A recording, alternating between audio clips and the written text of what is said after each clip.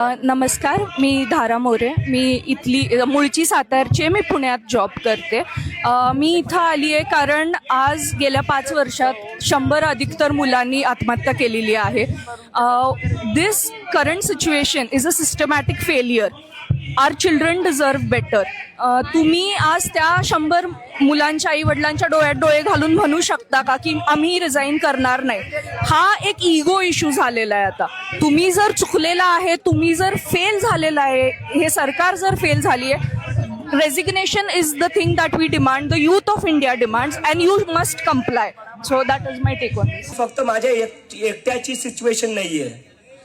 असे सगळे आई वडील इथं बसलेले असतील आज, ज्यांना वाटतं की माझा मुलगा जर राजकारणावर बोलला, माझी मुलगी जर सरकारला प्रश्न विचारेल, तर त्यांच्या सोबत काही बरं वाईट होईल किंवा केस टाकल्या जातील.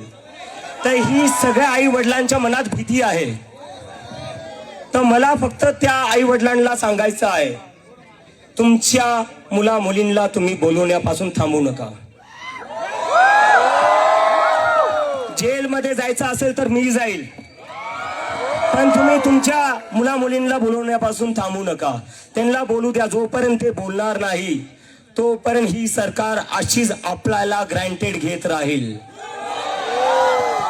ते आपल्याला कुठंच होऊ द्यायचं नाहीये.